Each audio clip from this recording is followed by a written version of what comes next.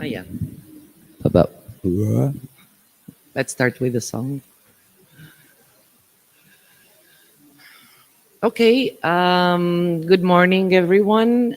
Buenos días a todas, todos, todes. Perdón. Already starting. So my name is Ana Figueiredo. I'm an academic from the Universidad de O'Higgins, and I'm also a member of the Observatorio de Violencia y Legitimidad Social, Observatory of Violence and Social Legitimacy. And today we have the wonderful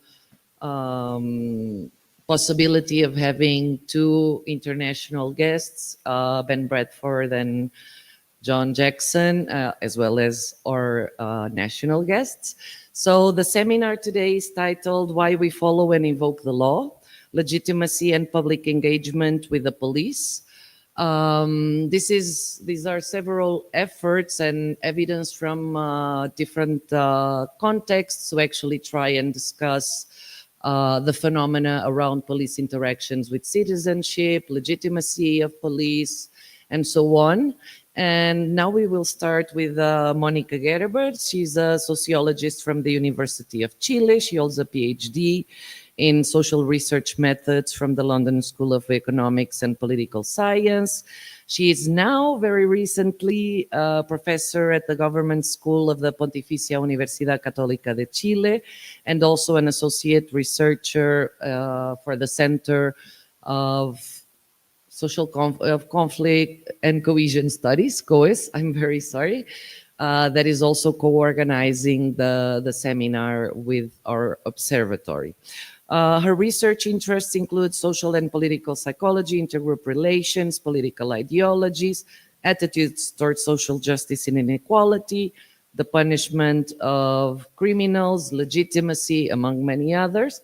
And today she will present a preview of the first 4 waves of the study of perceptions of security and police in Chile, which we have been conducting for some time now. So thank you, Monica. The floor is yours.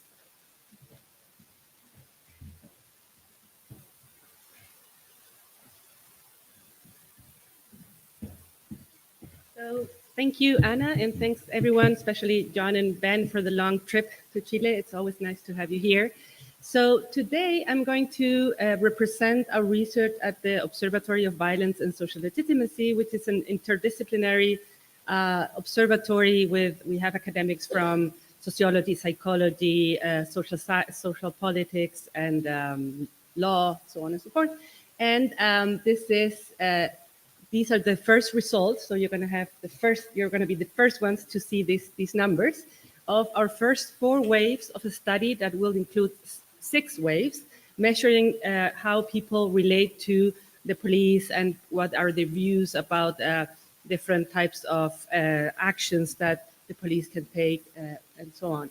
So as a context, I think most of you are from Chile, so it's nothing that new.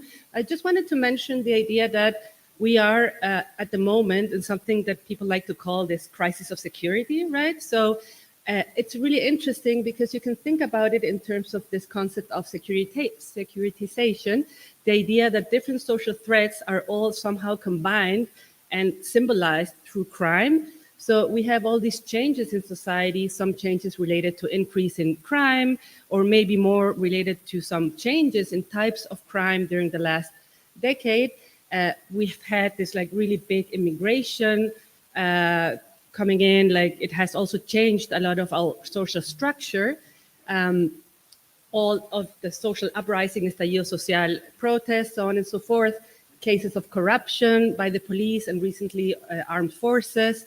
And this all opens the question about other aspects that have a little bit more to do with perceptual dimensions. So I think we at OLES, we're quite convinced that social perceptions are really relevant above and beyond actual crime statistics, for example. So the question is not only how high are crime rates, but also how do people feel about it? How afraid are they? Because that has a strong effect on how even quality of life is affected by it. So some consequences or related topics have to do with, now that we're in this campaign moment, like peanut populism, convincing everyone that crime is terrible and you should have like really strong repressive measures, different arguments in favor of empowering the police, and then this really high level of fear of crime that does not always actually fit with crime statistics, right? I think we all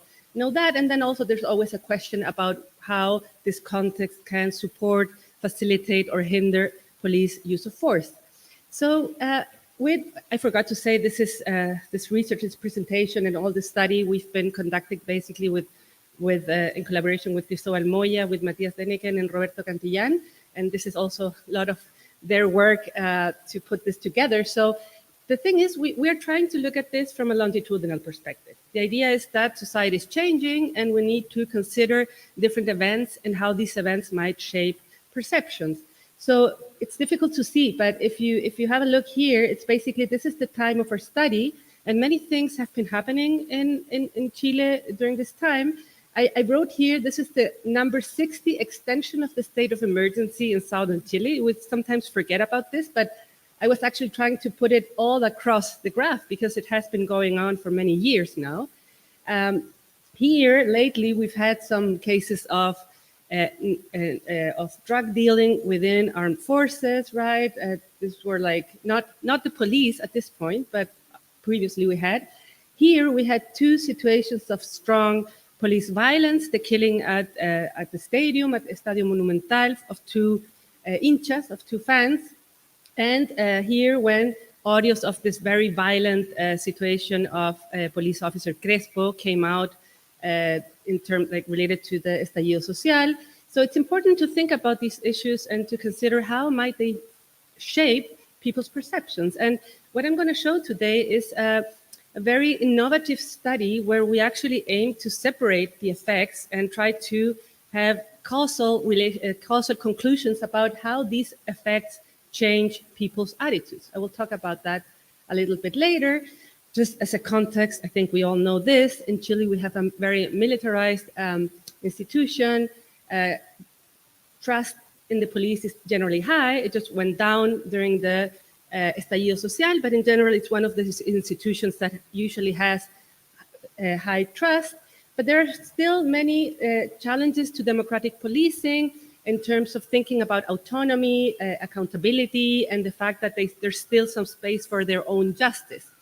And today we see all this support for the empowerment of the police, which is also something that we need to take consideration of because it's difficult to know whether it will have positive or negative effects in terms of actually increasing security, or it might be also dangerous in terms of human rights violations. So the study that I'm going to tell you about is this study on perceptions of security in police in Chile. It's a study financed by different, we have some funds from COES, we have some funds from our need studies, right? So we're going to run 6 waves every 3 months. This is driving us a little bit crazy. Field work has been a lot.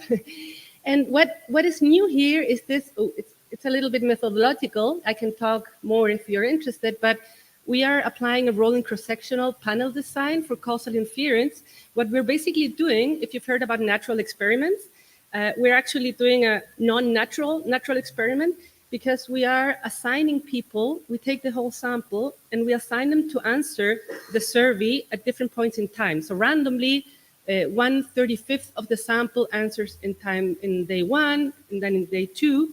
And what this makes is that if something happens in between of the waves, you can actually compare the before and after and say, okay, this was because of this event, because right after this event happened, perceptions changed. So it's something really interesting, not so easy to carry out, but it has been really fun also.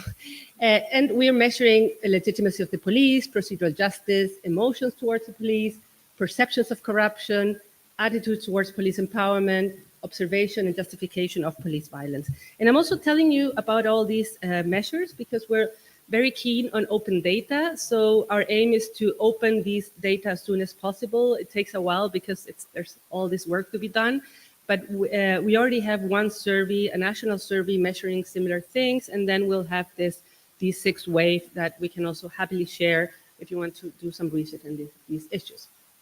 So I was looking at the data, and there are many things to say, and I decided to focus on 3 of those.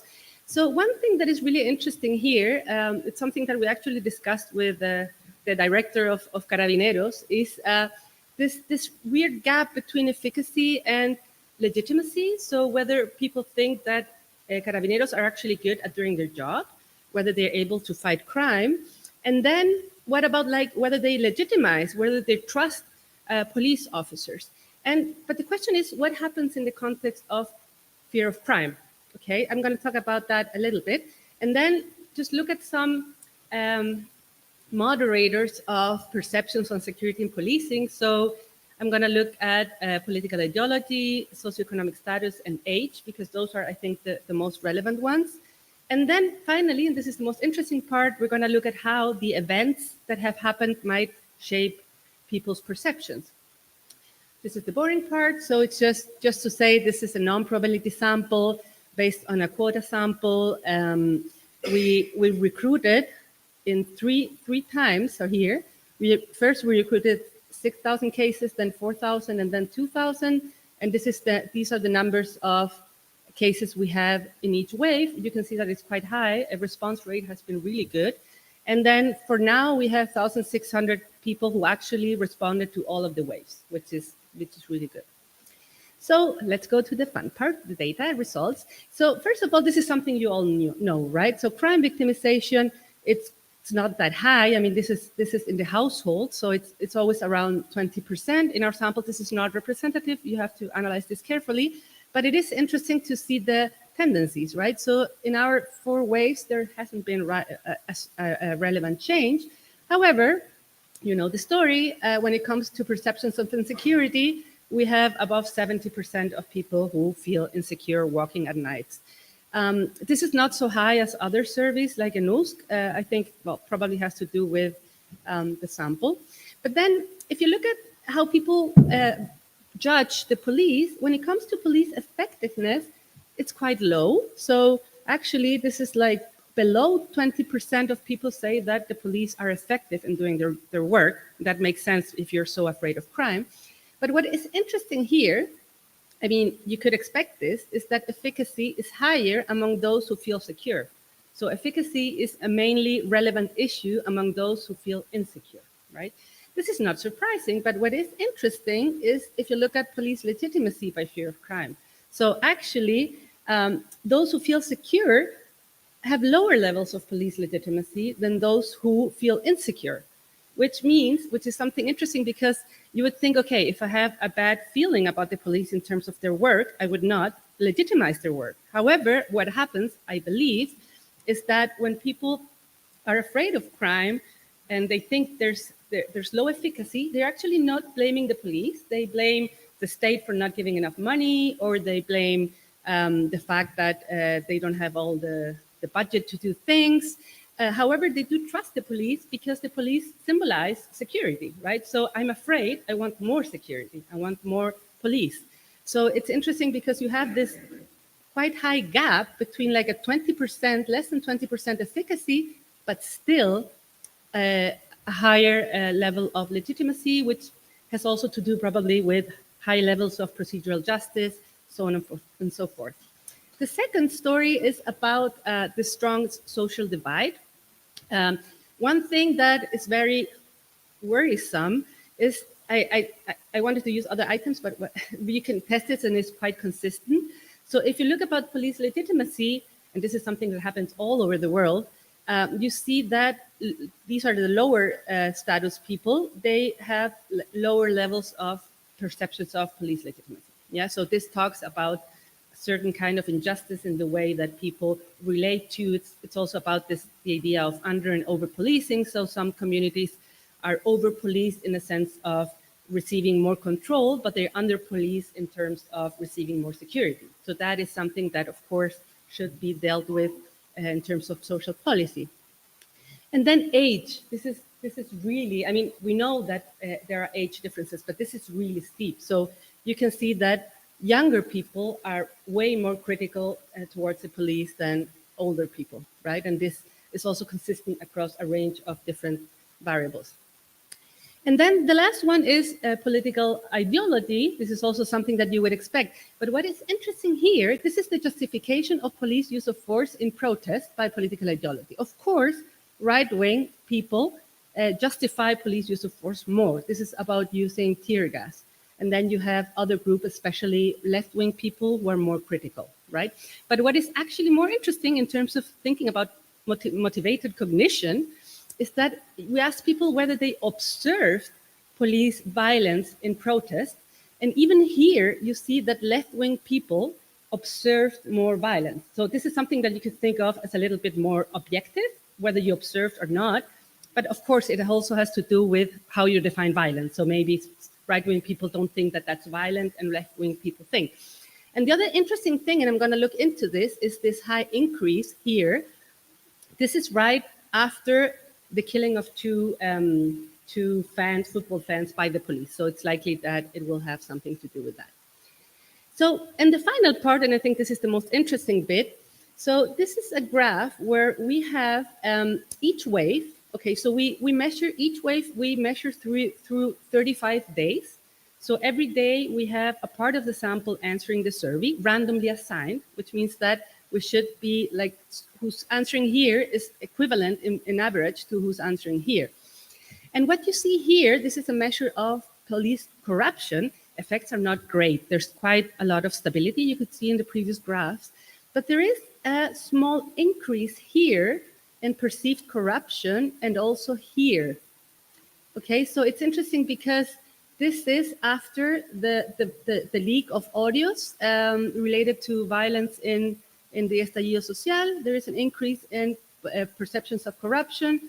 And then again, after there are all these cases from the security forces in terms of drug dealing, also an increase in police corruption. So what we are going to test now is you can do is just look at this point and then do an analysis of before and after and see whether that explains, whether that's the cause for this change in perceptions.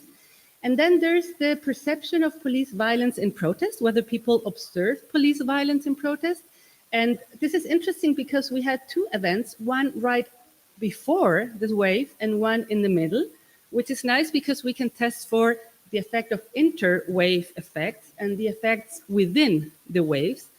So here you can see that the observation of police violence increased from wave 2 probably because due to this event.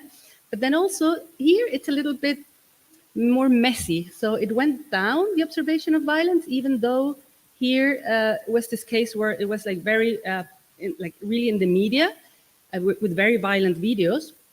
But then it increased again afterwards. So this is something that we should look into. And then we also ask people whether the police whether they get punishment for what they do in terms of using force. And then again, this sense of that they are not, that they don't get punishment, that there's impunity, increased after these two violent situations. Okay. And finally, and this is something that we really need to look into. This is procedural justice. So we can see that there was a decrease in perceptions of procedural justice after these two situations of violence. But then after these cases of drug dealing, it increased again, which might be because these are not really related to the police. So maybe one option is that actually people compared the police to other forces and they said, okay, but they are not doing this, so they must be just. Or even because the police might be involved in actually solving this crime, so they're the good guys here, right? So these are just the first, you're the first people to see this, even from our team. And this is something that we're going to be looking into because we want to also write a methodological paper on how to use these kinds of data. So just to finish, because I already ran out of time, I think it's always important to think about the context of securitization, to think about what is going on in terms of people being afraid and how that has to do with other types of social threats. And also be very attentive to social perceptions. I think social perceptions shape not only how we live our lives, whether we go out at night or not, how we deal with authorities. I think John and Ben will talk a little bit more about that, but basically, and Lucía, basically, if you legitimize police officers, if you perceive that they're just, it's more likely that you feel that you're more connected to the group, you want to do good things, you want to obey the law. So these are really relevant perceptions. They're not just like any perceptions, but they actually shape the way in which people behave in society. And then how do events affect social perceptions? This is something that we're looking into, thinking about this longitudinal, thinking about how the context might shape perceptions. And I think that's something that we know less about. And then just want to thank the Observatory of Violence and Social Legitimacy, because all of these great people have supported this research, and we're also working on other papers and other studies. And we have the support from these institutions. And again, I just want to finish by saying we have lots of data. So if you're interested in any of these issues, if you're doing a thesis in any of these issues, email us and we can see how we can make this data go around, because it's really frustrating when you spend weeks, months, years collecting data and then no one is using it. So yeah, that's it. Thank you. And we move to Ben.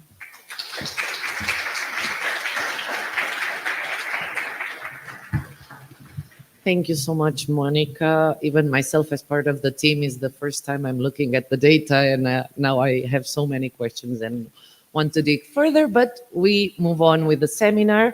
And now we're going to have the presentation by Ben Bradford. Ben is professor of I'm very sorry. Sometimes that happens when you have a lot of languages mixed. Is global city policing, is professor of global city policing at the Department of Security and Crime Science, where he's also the director of the Centre for Global City Policing at the University College London. And I guess he will also soon assume the direction of another research center. Ben's research interests include public trust, police legitimacy, cooperation and compliance in justice settings, and social identity as a factor in all these processes. He has also published in organizational justice within police agencies, ethnic and other disparities in policing, and elements of public-facing police work, such as neighborhood patrol, community engagement, and stop and search. Ben has collaborated with different organizations, including the Metropolitan Police Service, the London's Mayor's Office for Policing and Crime, the College of Policing, Police Scotland, and West Midlands Police on a wide range of projects. And now we're going to move on with his presentation, Should I Call the Police? Exploring Public Attitudes on Whether and When to Invoke the Police. Thank you so much, Ben, for being here.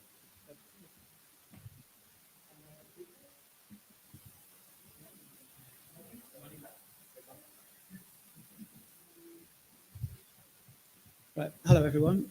It's great to be here. Thanks very much for the invitation to Monica and everyone. I apologise that I'm doing this in English. Like many British people, I'm shamefully monolingual. I don't speak any other language, it's not just Spanish. So please stop me if I start speaking too fast. I mean, you can't follow. I have a habit of doing that. So I'm going to talk about this topic. Should I call the police? So what people think about when and where and under what situations they would invoke the police to deal with problems. That's basically what I want to talk about. This is part of a project I've been engaged with the Vulnerabilities and Policing Futures Research Centre, which is another research centre. I'm not director of that one. And my colleagues have been working on this paper with me, and it's very much a joint effort.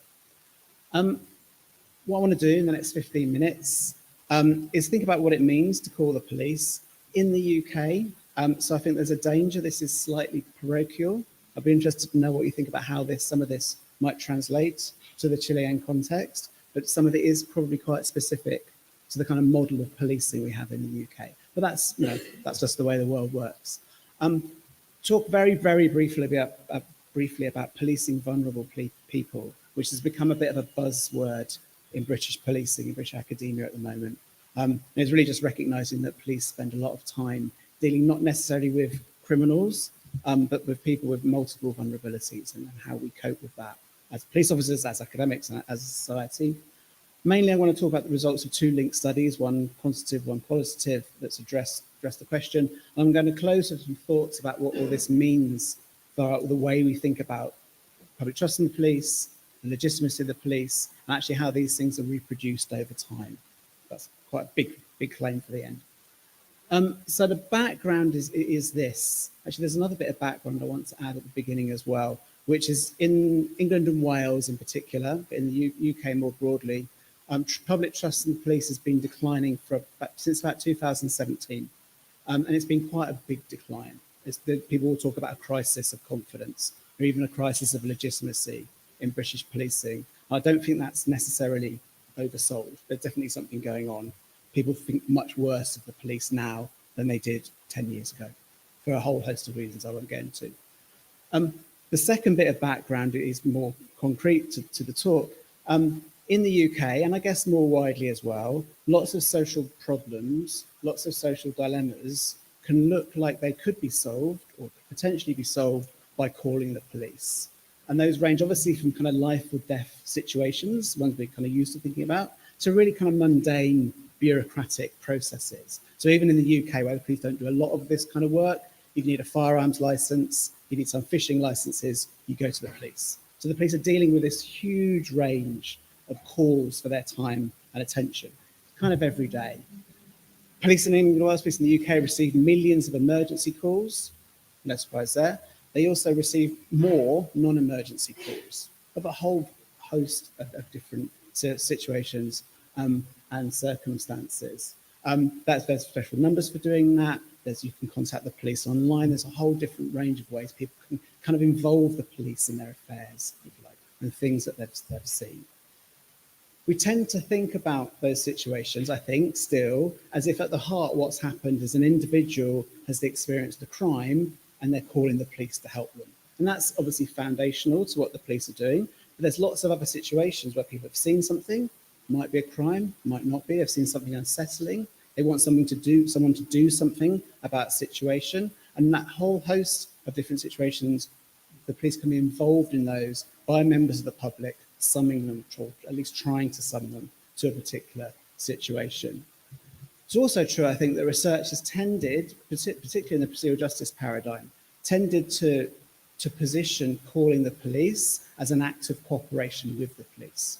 So when we decide to call the police, what that says something most importantly is about our relationship with the police, about the extent to which we trust them, about the extent to which we grant legitimacy to them. And obviously, that's a really important way of thinking about why people would call the police and involve them in their lives. But what I want to do in this paper is think about all the other reasons why people might invoke the police that have less to do with the police and more to do with the situation that confronts them. Because obviously people have got a whole set of reasons for calling the police. Self-interested motivations, the need to feel safe, the need to get a crime reference number, because the bike's been stolen, they want to make an insurance claim, because they think it's the right thing to invoke the police, because they legitimise the police, because they want to use the police in some way to solve a problem that confronts them, because they're concerned about the individuals that they see in the street or whatever it is. There's a whole host of reasons why people might call the police, and they're not exhausted by people's relationship with the police. They're not exhausted by trust and legitimacy. That's the kind of argument. It's not really an argument. That's just common sense in many respects. But that's what we want to think about in this paper. So how do people think about situations in which they might invoke the police? Particularly, and that's the focus of this particular project, particularly when those situations involve people who might be vulnerable. And by vulnerable, we mean people who might be addicted to drink or drugs, people who might have mental health problems, young people in general, but particularly young people at risk of criminal exploitation, women and girls at risk of sexual exploitation, people who are vulnerable in multiple ways in police, who police spend a lot of time dealing with, often, of course, because members of the public summon the police to deal with people with those characteristics. To take a step back, what are we actually talking about when we're talking about calling the police? Well, many different things, as I've suggested, but I think one of the things we're talking about is acts of social control. To call the police is, in many situations, an act of social control, in the way that was defined by Cohen many years ago. So social control is the direct supervision of behaviour, the enforcement of norms, and considered or intentional responses to deviant or problematic conduct. That's what people are doing when they're calling the police. They're providing a response to situations, to conduct they find problematic, non-normative, things that need to be addressed in some kind of way. And as the word suggested, people have a whole host of reasons for asserting social control, for invoking social control. Instrumental concerns, fear or concern about their own safety or the safety of others, the need, the desire for order, the need to punish wrongdoers or people they perceive to be wrongdoers, their relationships with the authorities, trust, legitimacy, and so on. Really important in the UK at the present point of time, the availability of the police and the availability of other services.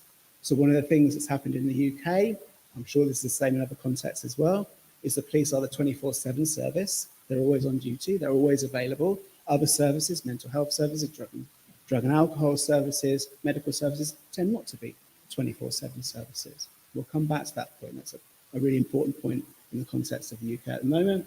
And really importantly, of course, our relationships with other members of our communities and the strength of our relationship with them and how we think about community and the need to protect it, the need to protect order within the communities.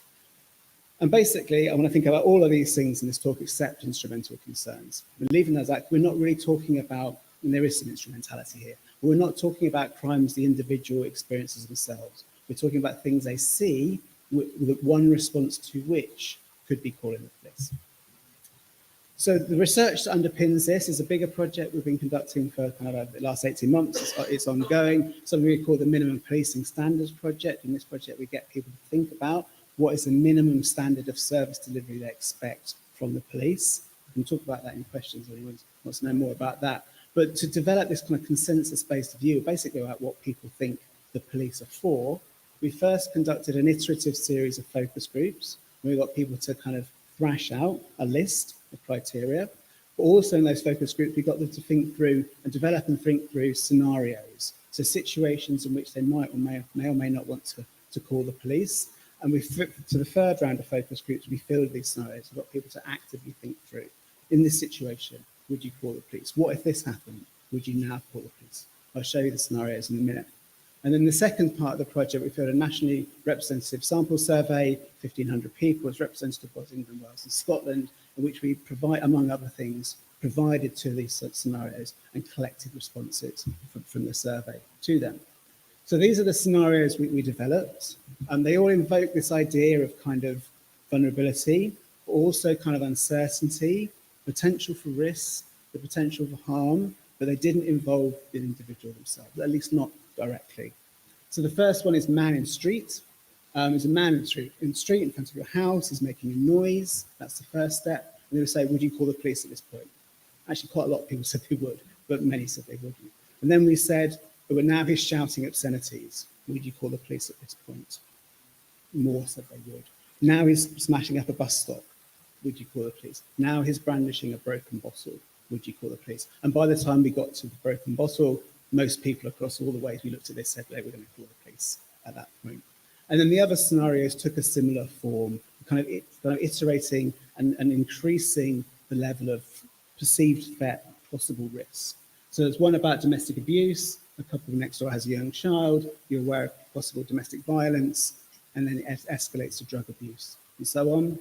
Family in trouble. You live next door to a single mother living on her own, bringing her children up. You notice disturbances, you notice people visiting the house late at night, you notice the children are unkempt, not well looked after, you can see evidence of mental health problems and drug use within the house. And then finally, youth antisocial behaviour, just young kids hanging around in the neighbourhood, doing a few naughty things and escalating them to them conducting robberies in the neighbourhood. So we're interested in kind of thresholds. This looks like it might be a problem at the beginning, but at what point, at what threshold would you invoke the police? At what stage would you invoke the police, if you would at all?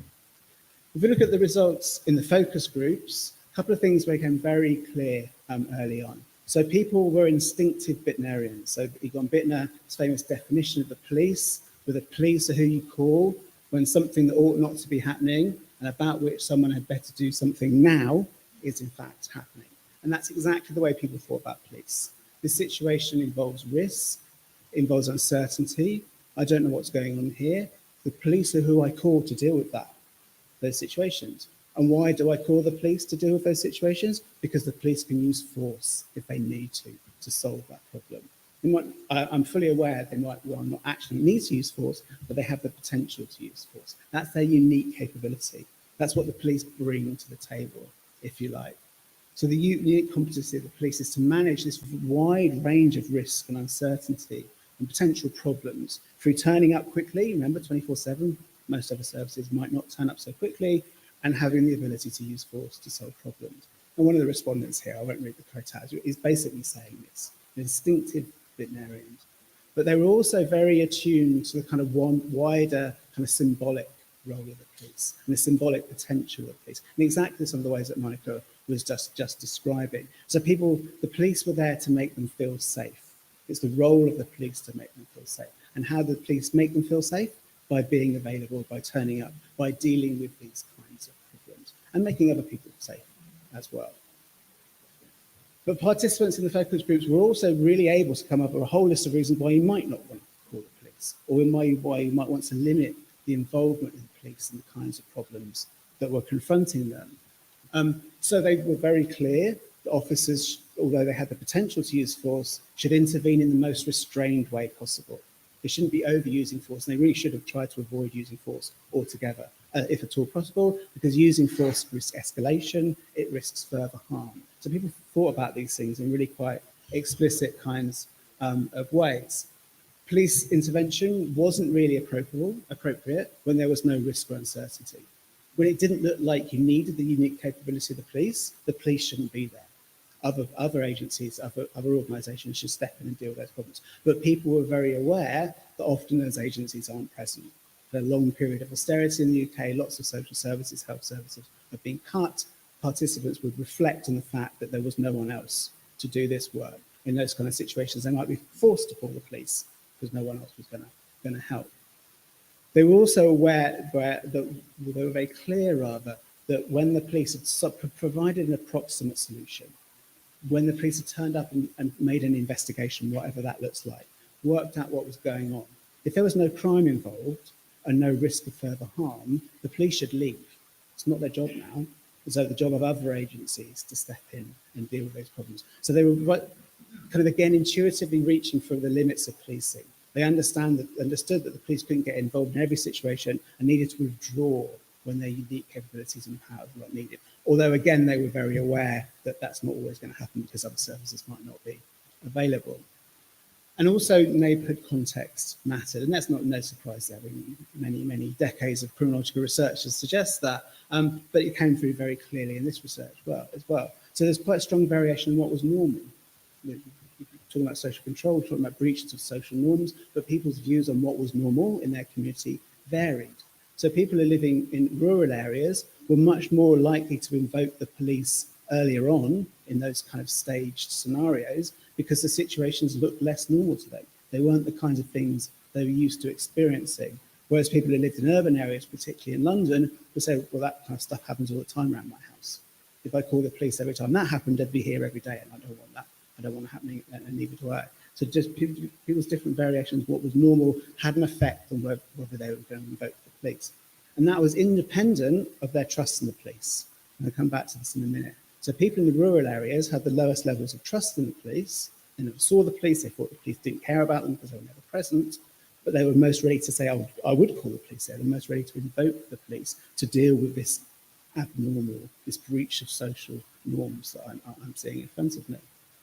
We also found greater reluctance to kind of get involved, to kind of do things, to reassert norms, to engage with kind of the normative behaviours in people's communities across the different research sites. So again, in London and big cities, people were much more likely to say, well, it's none of my business to get involved in this. People in other types of areas were more, I need to do something about this. It's kind of my job to address this problem. So we moved on to the survey, just I'm probably running out of time, but this won't take much longer. And we took two of the scenarios and inserted it in the survey in that kind of graded way that I told you. So this situation is happening, now this, now this, now this.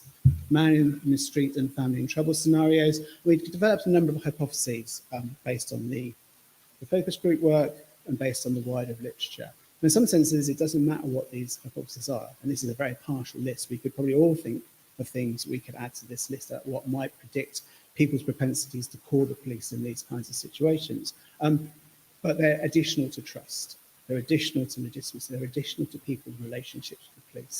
But what we had is we thought people with high levels of trust, more concerned about crime, recent victims of crime, those less tolerant of uncertainty, because a lot of this is to do with uncertainty. So people in the focus groups would say, well, I don't know what's going on in the situation. It seems like there could be danger here. And because there could be danger here, then I call the police to deal with that danger. Those who are more engaged in civic life and those with more authoritarian attitudes should all be more likely to invoke the police in these kinds of situations. And just put that into a pretty basic regression model, controlled for whole things out on the table. And what we find is basically most of those factors did predict people's propensities to call the police. And that's independent of their trust in the police, or independent to the extent to which they grant the police legitimacy. So yeah, people who trust the police are more likely to call the police. No surprise there. But so are those who are more engaged in civic life. So those are members of community groups, etc., more likely to invoke the police. People with more authoritarian attitudes are much more likely to invoke the police, have a higher propensity to invoke the police. People who are more worried about crime are more likely to invoke the police across these scenarios. The only one that's a bit of a surprise and a bit of a disappointment to me is the tolerance of uncertainty. I really thought that would be important because it came out in the focus groups quite clearly, but that might be to do with we didn't measure it properly in the survey. We're going to look at that in the future because that really did come out in the focus groups, but not in the survey. So just to finish, in the sense of where I started, it's very clear that trust is an important factor, or legitimacy, and we've tried legitimacy in the models, and that predicted operation as well, just had massive collinearity problems, so you couldn't put everything in at the same time. So people's relationships with the police, what they think about police, are clearly important to the judgments they make about whether they're going to report the police, but so too is the nature of the situation that confronts them, particularly in relation to its perceived risk, or at least uncertainty, and its perceived normality or abnormality within the context that people are living. And so are the social and psychological characteristics of the individuals concerned, independent of these other factors. Some people are just more likely to call the police than others for a whole host of reasons, some of which we understand, but many of which, of course, we don't. And what I think all this invokes is several things that speak to the kind of structural position of police in societies such as the UK at least, and the way that structural position serves to kind of reproduce the position of police over time. It serves to orient people towards the police as a way of addressing problems, which means they continually evoke the police or invoke the police independent of the judgments they're making about it, trust, legitimacy, and all the things that we tend to think about. So there's a need for someone to deal with these problems. And we've spent the last 200 years in the UK, since the formation of the Metropolitan Police in 1829, convincing people that the police are the way that you deal with these problems. There's been a long process of selling that to people effectively. And this is in a context where other services have declined and sometimes now are totally absent. People have no choice to call the police often because no one else is going to help them in these kinds of situations. At least that's the way that they see it. It's very clear that people are using the police as a mechanism for social control, as a tool, if you like. So there's an anthropologist called Insa who's done some really interesting work on people who live on social housing estates, actually in Oxford, something right near where I used to live myself. And one of her findings from this research is that people in these social housing estates who have very low levels of trust in the police, very low levels of trust in any authority, very marginalised within society, are very ready to invoke, very ready to call the police. They're calling the police all the time. One of the reasons for that is because they haven't got any choice. No one else is going to come to help them. They haven't got the social and other forms of capital to enable them to help themselves. But another reason is because they set the police on their neighbours.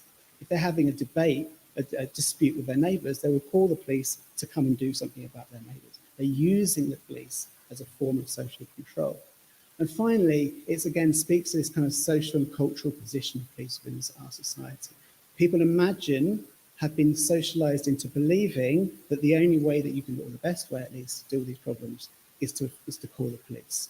And the police are going to come and the police are going to help you, which constantly serves to put the police there, so front and centre in people's minds when they're thinking about these kinds of problems. And that serves to crowd out, I think, other ways that we might have to deal with these kinds of problems. I don't think it's any mistake that the kind of defund and our police abolition movements never took off in the UK, because to most people it seemed crazy. How could you abolish the police? Who would do all that work if we didn't have a police organisation to do that work? And that understanding is reproduced by this activity, by the way that people think about the problems that they think the police can solve. So, thanks very much. Great to be here again. Thank you.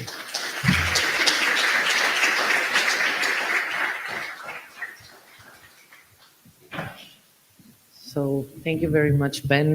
Very interesting results. We should talk for my research project because I want to do some quite similar things, which is very interesting. So next we have the second international guest to this seminar, John Jackson.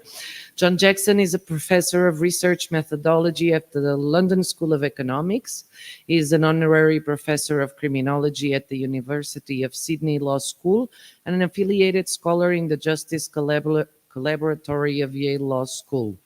Working at the intersection of psychology and law, his research focuses on procedural justice, distributive justice, and legitimacy in the context of the criminal justice system. He is also interested in clarifying the meaning and measurement of these concepts, understanding the causal mechanisms that transmit the effects of procedural justice, distributive justice, and legitimacy on various behaviors and attitudinal outcomes.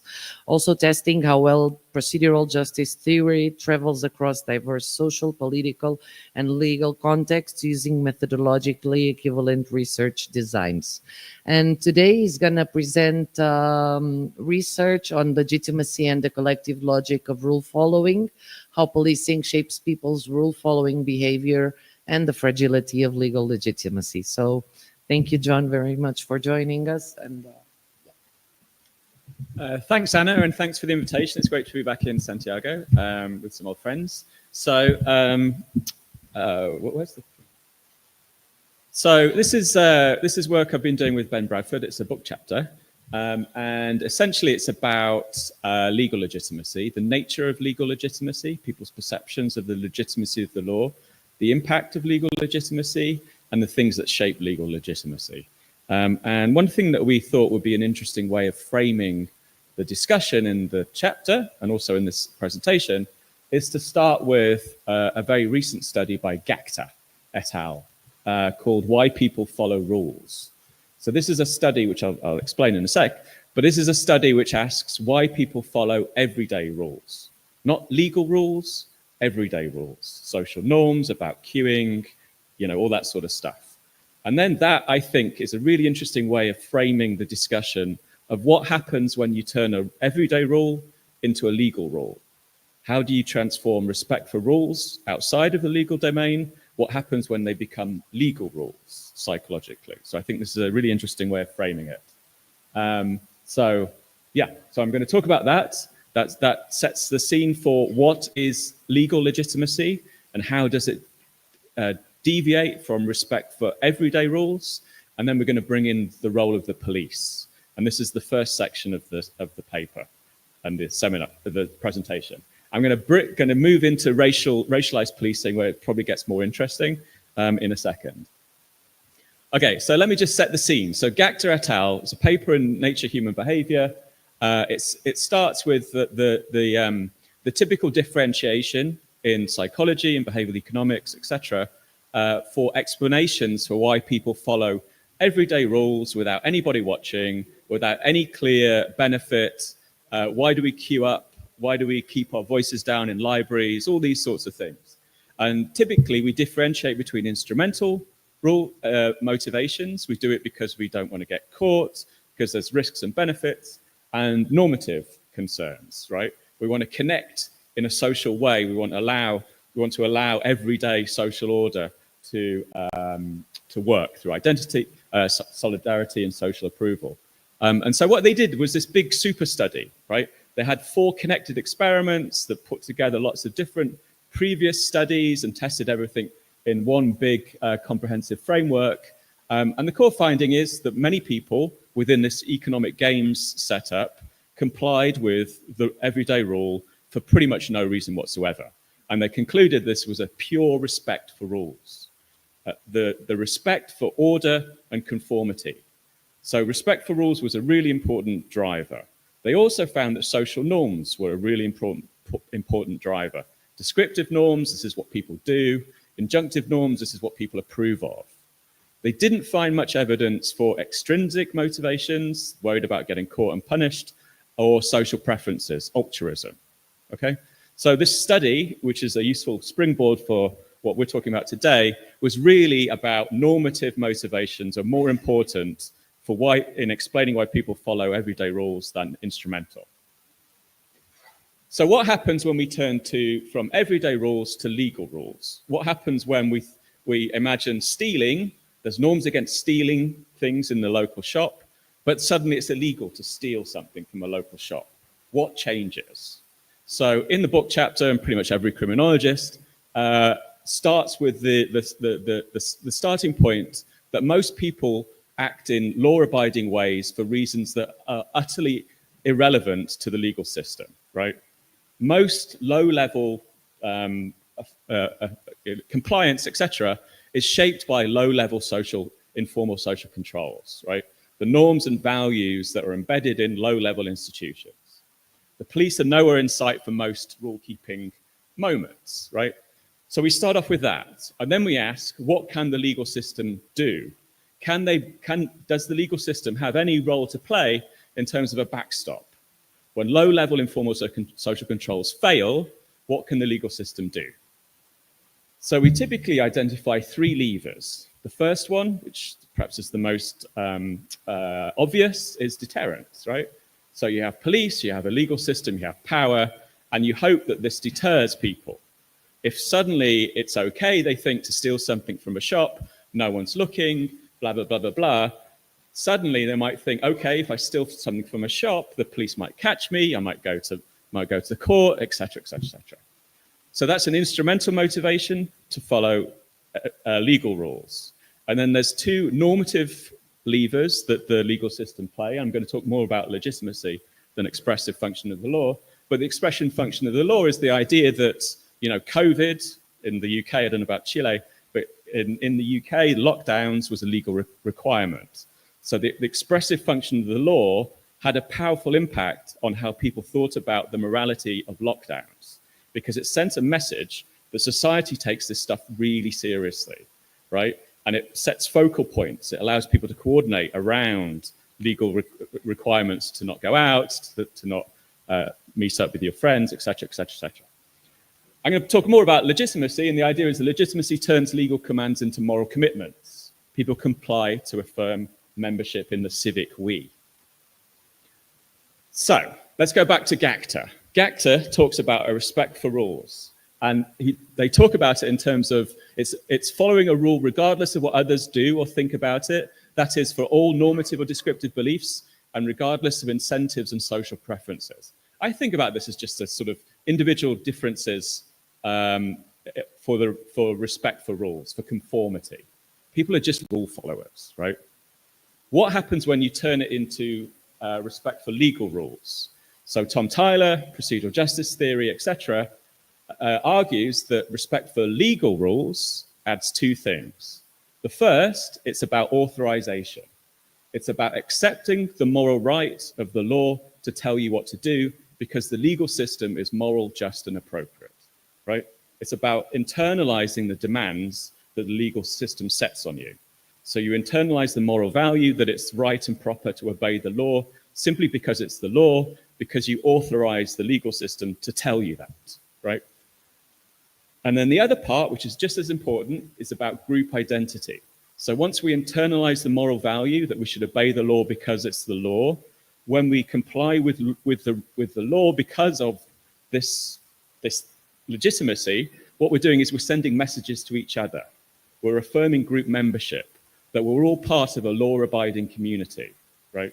This is key to procedural justice theory. It's social psychology, basic 1970s social psychology.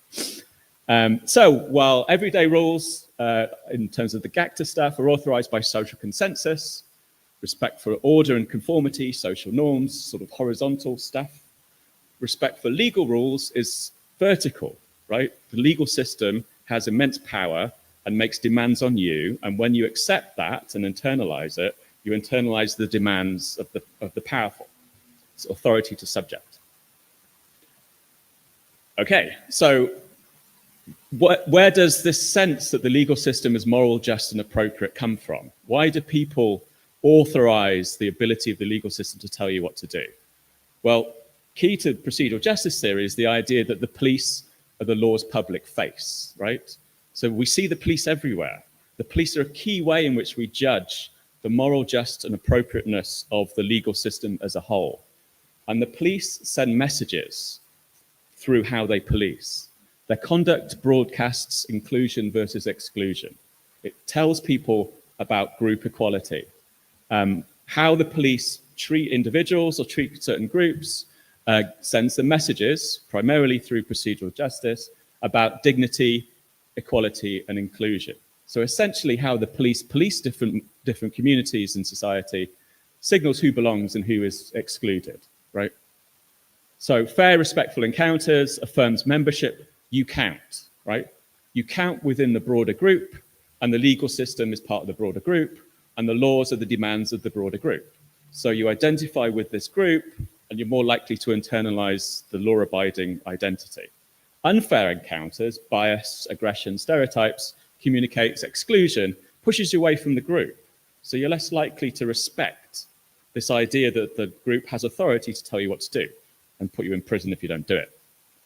So the typical thing within procedural justice theory is that we should embed police justice in policing culture. So how police in Chile polices lots of different groups, all groups, that this will foster shared membership, increase legal legitimacy, reduce reliance on coercion, because if people can self-regulate, you don't need to coerce them. Okay, so that's a very quick overview of procedural justice theory and where legal legitimacy stands within a broader sense of why do people follow rules. Now I want to move to a more complication. And this is to do with racialized policing. So what I've talked about so far is quite an optimistic, quite idealistic thing.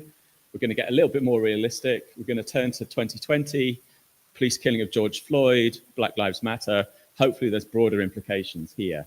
So I'm going to talk about entrenched inequality, taking seriously racialized policing, decades of the history of racialized policing. I'm going to talk about a particular moment where a political polarization in the United States, and I'm going to talk about some implications of that. When the legal system gets kind of like dragged into group political polarization to do with racism. Before I do that, though, I just want to say that in the first part of this presentation, the trick I was trying to do is to say, when we move from following everyday rules to following legal rules, what changes, right? And I think that's a useful way of getting some clarity here. In the second part of this presentation, I'm asking the question, when we move from procedural injustice, sending messages of exclusion, to racially biased procedural justice within the context of decades of structural racism, what changes? So we're going to ask, I'm going to make the argument that we need to take seriously decades of history of structural racism in society in general and policing in particular. I'm going to talk about the danger of political polarization when you get left-wing and right-wing groups shouting at each other about systemic racism. And I'm going to talk about how this threatens legitimacy's function as an all-purpose coordination mechanism. So this is a slide talking about taking seriously decades of racialized policing. Now, within the literature, mostly in the States, people talk about racialized policing mostly in terms of procedural injustice against the backdrop of structural racism that creates outcomes of under and over policing of racialized communities, right? That's typically how we talk about the reality of structural racism in policing. This is inside baseball. Within procedural justice theory, we don't really talk about this too much, but there are some ways of bringing and developing the theory. And I think this work by Katrina McKenzie, Relational Egalitarian View of Procedural Justice, is a useful thing. So this is the idea that justice is grounded in social equality, and inequality and domination are themselves forms of injustice. And if you think this through in the context of legal legitimacy and policing, what it does is it sort of pushes attention to how policing sends messages of equality in inequality and directs your attention to these things like under and over policing. Anyway, I won't get into that. But the basic idea is that if you take seriously the idea of racialized policing, then disrespect, racially biased and arbitrary policing power reproduces racial hierarchies. In large part because policing racially biased procedural injustice sends messages of inequality against a broader backdrop of systemic racism. Might be too much information than you need, whatever. So I want to just give a very quick summary of 3 papers that we did, and then I've got one more slide, and then I'll shut up. So we had a panel study, very much like Moni's and Cristobal's. It was going on in 2020. It was to do with lockdowns and COVID and policing and such. And it just so happened that the police murdered George Floyd in between one wave. And then there was this huge resurgence in Black Lives Matter. And then the right-wing people got involved and started shouting at the left-wing people, and there's Blue Lives Matter. And it was just a moment of real polarization in the United States, and basically it reverberated around the world. And suddenly there was a global spotlight on racial injustice. And to very briefly summarize the studies, what we found is that Trump supporters who tended to identify with Black Lives Matter, non-Trump support, no, hang on, who tended to identify with the police, non-Trump supporters who tended to identify with Black Lives Matter, just went crazy in terms of intergroup polarization and differentiation. The Black Lives Matter people saw systemic racism in society, wanted defunding the police, viewed defunding the police as reform. People on the other side said, no, there's no systemic racism in policing, viewed defunding the police as abolition, didn't want it. The left-wing Trump supporters, police legitimacy went down, legal legitimacy went down. When we really got into the data, the reason why police legitimacy went down amongst non-Trump supporters is because they believed that the police under and over policed black communities. And this was a factor that delegitimated the police above and beyond procedural justice, which is why I took you through this slide. Anyway, so basically they were just seeing very different worlds. And police legitimacy was getting threatened by this sense of systemic racism and also knock-on effects of legal legitimacy. So this is what I'm going to say here, and then this is the final slide. So what we did was we found that legal legitimacy went down just after the police killing of George Floyd amongst people who identify with Black Lives Matter. And essentially what we were arguing is that people who had incorporated Black Lives Matter into their identity, right, they were committed to a racial justice cause, right? So, and what they did was they were motivated to see everything that was going on as a signal that society and the legal system lacks a moral, just and appropriate kind of character. Because what they saw was that the legal system was enacting racialized policing, structural racism, right? So they were motivated to see that the police, and this is white and black research participants, that the police were engaging in over and under policing of black communities, and they were motivated to attach meaning to that, which was important to their own way in which they saw the world. And that's why police and legal legitimacy went down, right? Because police and legal legitimacy is based on the sense that the legal system is moral, just, and appropriate. And suddenly you've got this fracture, right? That there's one group in society, black communities, who are being denigrated or being excluded, et cetera, et cetera, et cetera.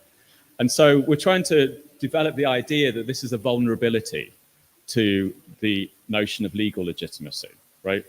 And the key thing here is that Tom talks about legitimacy as an all-purpose coordination mechanism. The law represents society in an idealistic way. It represents law-abiding Chile or US or wherever, right? And procedural justice sends messages of inclusion within society. And what this does is it means that there's diverse groups within society with different values and morals, but they can all come together within the overarching group, right, and respect the laws, etc. So this coordinates behavior, right, because of the importance of an overarching superordinate identity group. Suddenly now you've got this fracture, right? You've got the Black Lives Matter versus the status quo people shouting at each other, subordinate groups, very different views on things. And so this threatens the all-important, all-purpose coordination mechanism of legal legitimacy. At least that's our argument. Okay, I've got one last slide, but that's more for my benefit than anyone else. So thank you very much, and I'll pass back to Anna.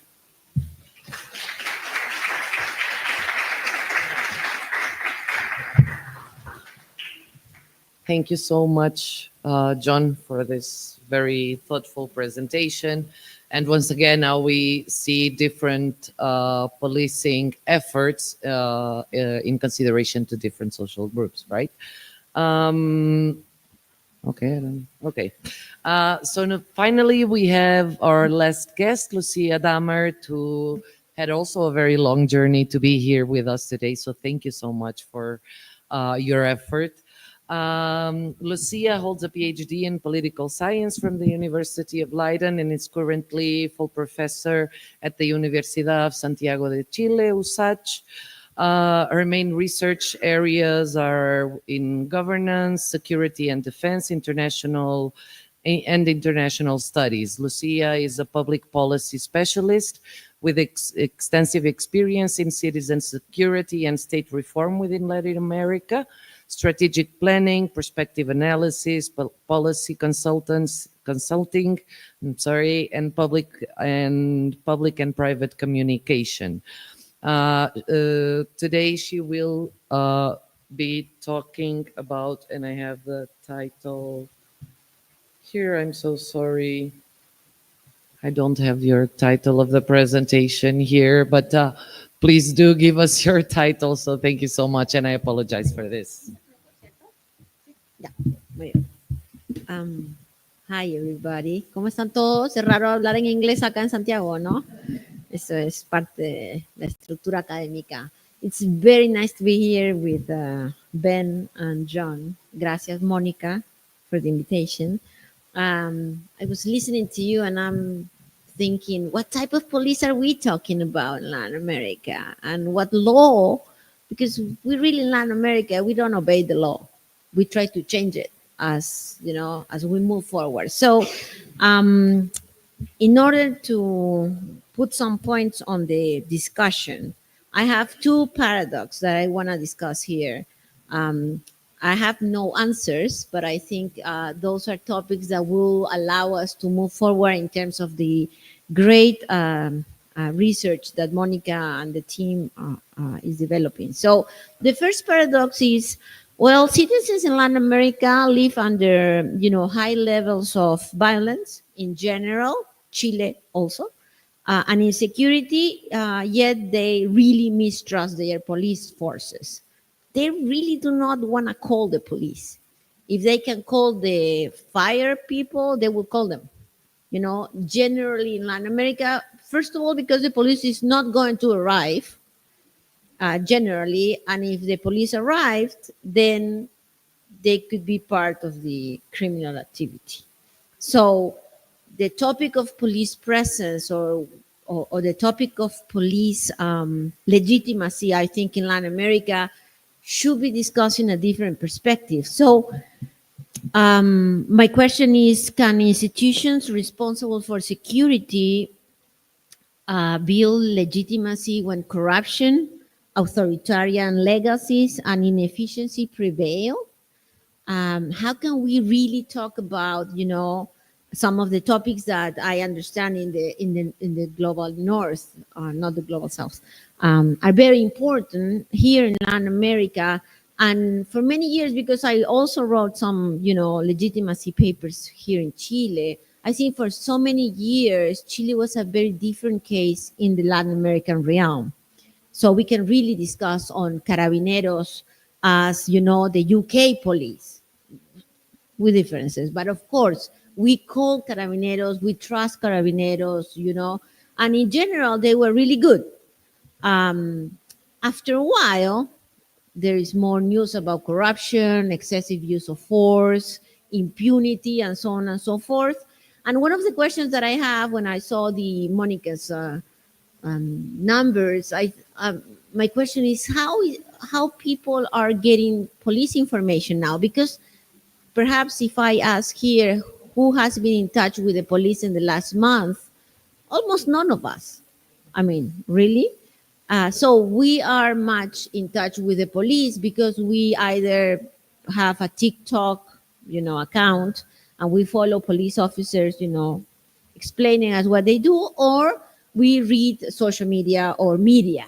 And most of the media stuff is really bad for the police in general. So I think that in terms of the theoretical part, which I think is really important, having Ben and John here, I have some questions on the literature that put some, you know, on the procedural justice literature, because I think that in Latin America it's very difficult to talk about the law and abidance of the law and the general perception of fairness, and that's my second paradox. So on this area, I have, first of all, I think that there is an authoritarian sedimentation in our police forces. So for many years, what we have are institutions that have layers of violence, layers of mistrust, layers of really not law-abiding type of practices that have been developed. And in some specific moments, they appear, such as estallido social in Chile. We cannot say that the Carabineros are an institution that it's really using force excessively all the time. However, it's very interesting what happened during the estallido social, and of course, what is happening in the southern part of Chile. So perhaps we can, in Latin America, see our institutions also in that sense, you know, in the sense of the authoritarian background that is still there, and that in so many countries, we believe that authoritarian is legitimacy. If they are not authoritarian, then they will not gain, you know, the trust of people or the trust of political and economic elites. So the second element, I think that we should go, at least in Latin America, we should really go into micro legitimacy transactions instead of general, you know, legitimacy practices, because everyone here has a different perception of what the police does. And when we talk about the police, it's very different, the police in here or in 5 kilometers south or 5 kilometers north of these exact points. So sometimes I just think that in terms of, besides talking about the police as an institution, we should talk about the policemen that you are really in touch with. And perhaps we can, you know, start doing some research in Latin America, at least, that will define different countries within the country. Because, of course, the scenario of police legitimacy that I'm facing, being a professor in La Universidad Santiago de Chile, in Estación Central, is very different from San Joaquín, and much different from Adolfo Ibáñez, right? But, so, el problema de los promedios, right? So we are all going to say the police is good. However, I think that going deeper into these micro transactions will be good for us, at least in Latin America. And also these micro transactions in terms of the law in Mexico, everyone actually expects small bribes as part of whatever they do. You know, if the police stops you, you have 3 possibilities. 1, they perhaps will kill you. 2nd, they can ask you for money. Or 3rd, they could abide the law. Most of the time, people are expecting bribes more than following the law. See, and in that sense, I think that, trying to figure out what the police does at the micro level would be an excellent point for us, at least in Latin America. And of course, these microtransactions accumulate. And perhaps they can, we can define a different legitimacy ledger, a different legitimacy tools that will allow us to find different forms to figure out what the police is actually doing or the policemen are actually doing with people. The third element for Latin America that I think is really interesting is institutional simulation. And this is something that is not happening in general in the North. So what happened in Latin America, we have governments that talk about reforms, enhancing police legitimacy, moving forward into a police of the 27th century, but in fact, none of those things are being implemented. So there is a general simulation of police engagement with the community, and everyone who is here knows that in general, in Latin America, perhaps Chile is a different case, but community policing is non-existent. Community policing is a very small department in some police institutions, and that's basically about it. So I think that it will be useful to think about legitimacy not in this binary, legitimate or illegitimate, but in a more fragmented and contested resource across multiple actors. And this is also something that happens in Latin America because we have, not in Chile in general, but I think we have a plural policing contracts in many areas in Latin America. And I think Ben said, well, when you have a problem, you call the police. In many areas in Latin America, when you have a problem, you do not call the police. You can either call criminal organizations because those are the ones in the equilibrium, But it will be interesting to see how these plural policing, strategies or contracts actually worked. And of course, that has a lot to do with weak states and corruption and so on and so forth. But I think that taking a look at Latin America and making these concepts traveling to us should engage with these discussions. And that's my first paradox. The second one, sorry, because I have so many things to say, but I'll just skip over. The second paradox or puzzle is that, well, procedural justice research, as it was mentioned before, suggests that fair treatment, respect, neutrality, voice, should be the most important drivers of police legitimacy. Yet, in the last 10 years, and I think there is a lot research to be done with what happened with COVID here in Latin America, citizens consistently demand mano dura, harsher punishment, militarized policing, mass incarceration, even when everyone knows that those strategies are not really, working, and of course they are not fair. So I have no really answer to this, but the fact that many Latin Americans here in Chile, this is, one of the countries that's really moved into this mano dura movement. Even though what Monica presented, we are not in this security crisis. We have some problems, yes, but this is not Mexico, this is not Haiti, this is not really, a country in a crisis, even though politicians like to mention that. So what my question is, how can we make, I don't know, a new measure for legitimacy, or how can legitimacy be shaped in places in which really punitive, hard, non-fair policies are requested?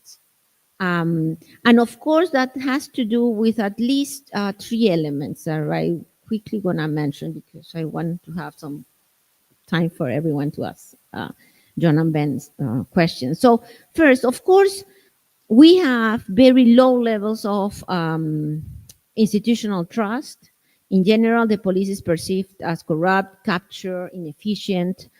Citizens may no longer really expect fairness. They prioritize order and security.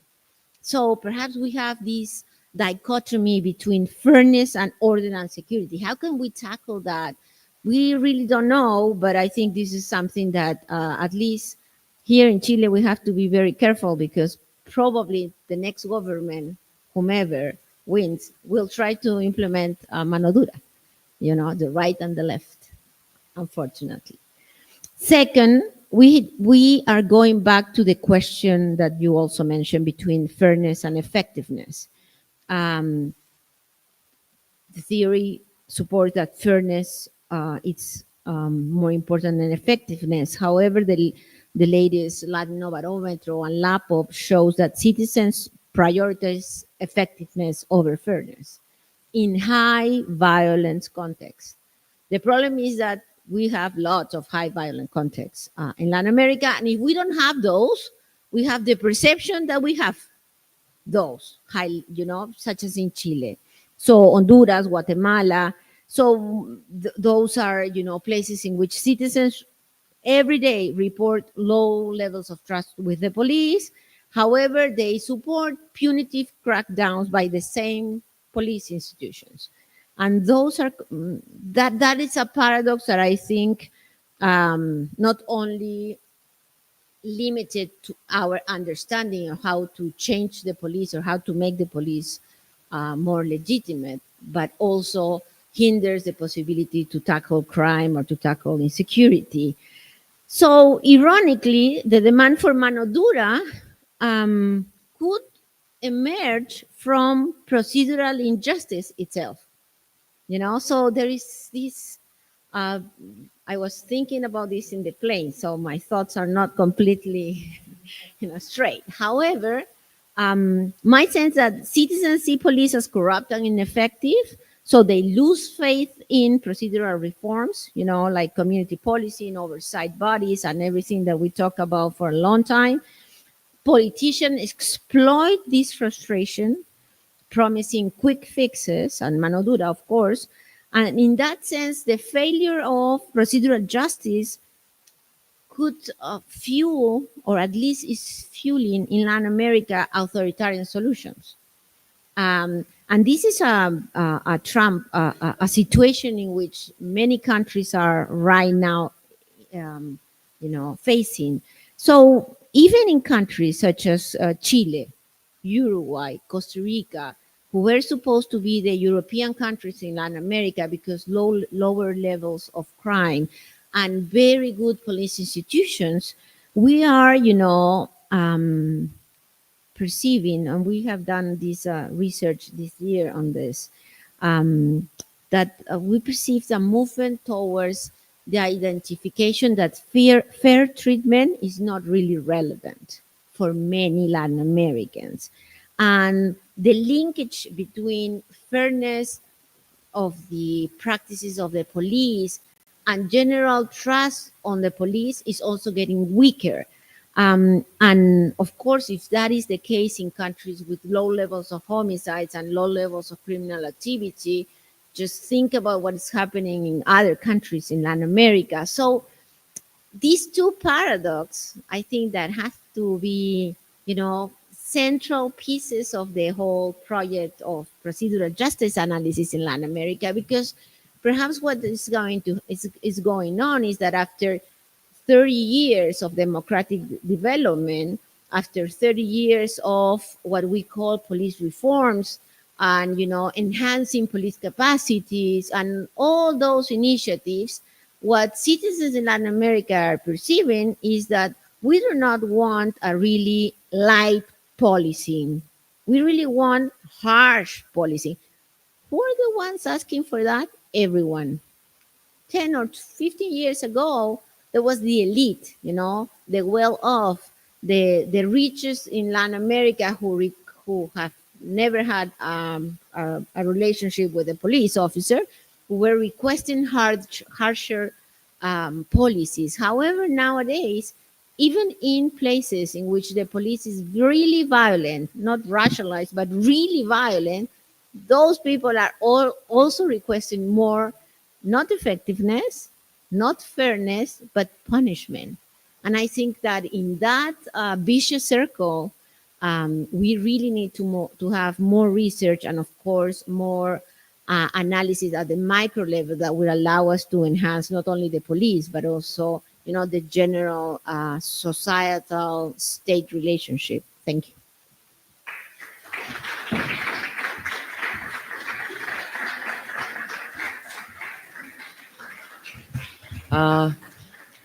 Thank you so much, Lucia, for your very thought-provoking proposals in terms of what we've been discussing. I now invite you, thank you for already been doing that.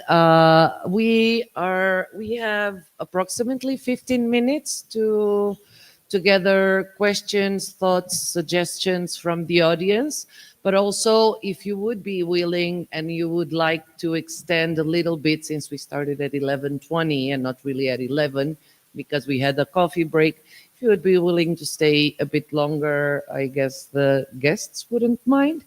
But let's see also in terms of how many questions. And so we have this microphone will be going around. So if you have any questions, raise your hands, please. Thank you.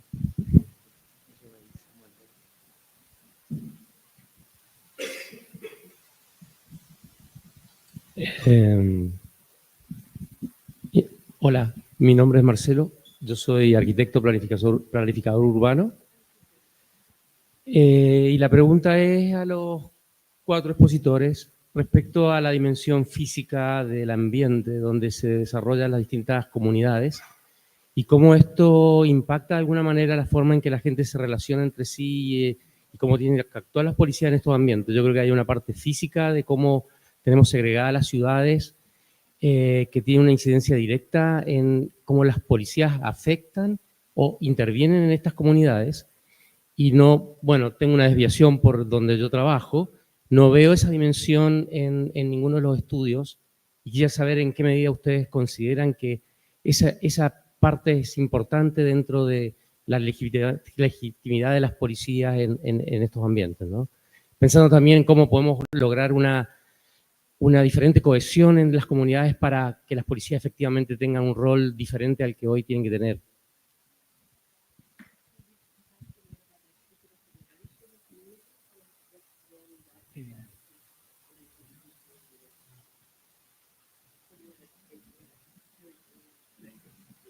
Mónica, ¿pedimos otras más o vamos? So in the UK, we don't have the kind of extreme physical segregation of communities you see in the United States or here. It does occur. There are clearly poorer areas and richer areas, and areas with more ethnic diversity and areas with less ethnic diversity. But there's nothing like that level of physical and social segregation, which often leads to some, well, no, that's often, so often we find some relatively counterintuitive findings in relation to, for example, socioeconomic status. So we don't find the steep gradation in trust and legitimacy that Monica's found in her survey. There's variation, but it's nothing like that chart. And it's actually that's similar for race and ethnicity as well. There's particular groups have much lower levels of trust and legitimacy. Some Black communities, Gypsy Roma traveller communities, but some ethnic minority communities have much higher levels of trust than the white majority. So it's much more kind of variegated in the UK than even people in the UK suspect, actually. Does that answer the question? Gracias. Dado que, so you can have the, right, great. Yo creo, el problema que nosotros tenemos es que la segregación es organizada por la misma gente que organiza que la policía tenga un trato distinto. No es un, digamos, no es un proceso aleatorio que se fue generando, sino que la segregación es parte de cómo se desarrolla nuestra sociedad. Entonces, desde ese punto de vista, hace muchos años, y Chile tiene uno de los países con las sociedades más segregadas, ¿no? Desde hace muchos años que uno espera que la mejor policía esté en el lugar donde más se requiere, que generalmente son los lugares más segregados. Sin embargo, eso nunca ha sucedido, ¿no? Si salimos de Chile y vemos otros países de América Latina, pasa lo mismo. ¿Cómo incluir la geografía dentro de la estrategia del trabajo policial? Es un desafío que hemos tratado de implementar en muchos momentos y ha sido muy difícil. Es muy difícil porque la policía además es un actor político relevante que se instala principalmente en los lugares donde consigue agencia, ¿no? Donde esa agencia es una agencia, digamos, política, electoral, si tú quieres, en algún espacio. Entonces, la policía para las zonas segregadas es una policía de control. La policía para las no segregadas o para las zonas mejores es una zona de construcción de seguridad, de cuidado del mall, etc. Y ahí mi único comentario es que yo confío plenamente en el rol de los alcaldes. O sea, esto no se va a poder hacer desde Santiago de Chile, no, sino que en realidad ahí debería haber un traspaso de funciones a los gobernadores y luego el rol de los alcaldes. Just one really quick comment. I think it might be interesting to look into research on policing in municipalities. And I think one person who's doing a lot of research on that is Claudio Fuentes from UDP. So maybe that could be a starting point.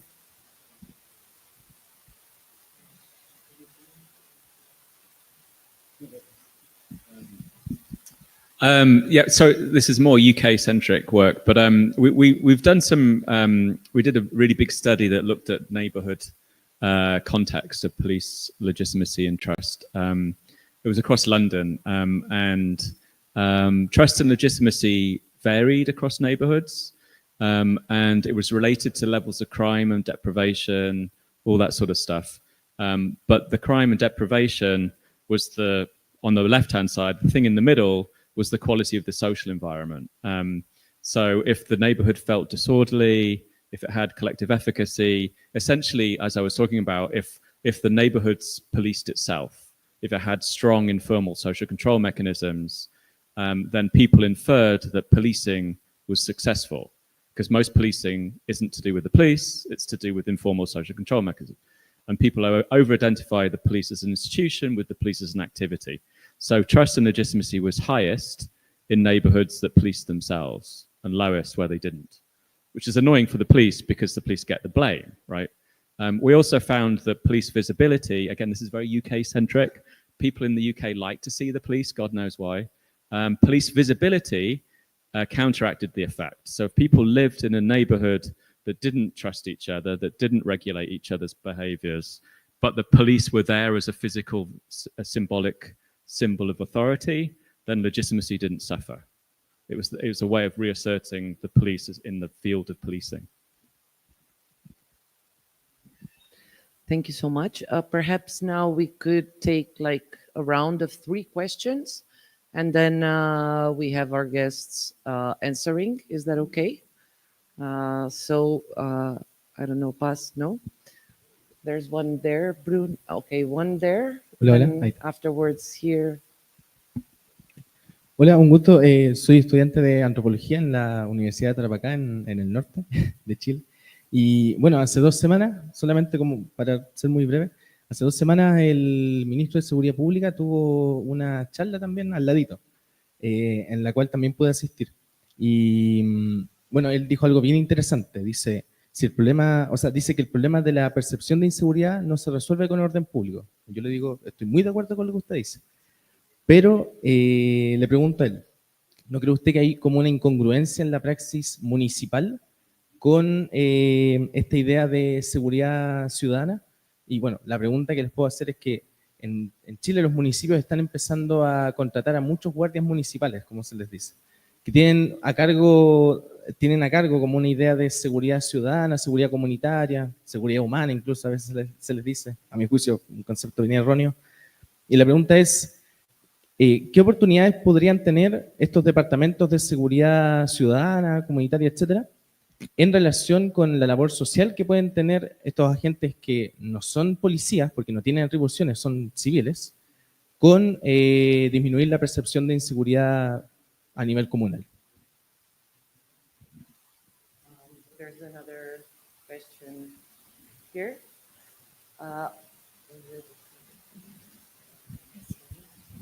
Hola, Viviana Cáceres, coordinadora de investigación de Amnistía Internacional. Quería poner la pregunta en el marco de lo normativo y en particular las reglas del uso de la fuerza y saber si en las investigaciones han podido establecer ese como un factor incidente en términos de legitimidad policial. Muchas gracias. Thank you. One last question. Una última pregunta para de ahí dar la posibilidad a los invitados de contestar. Hola, buenas. Mi nombre es Felipe, soy historiador. Mi investigación doctoral, que aborda a Carabineros de Chile desde 1927 hasta 1960, he estado investigando sobre las estrategias de legitimidad de la institución dentro de la sociedad.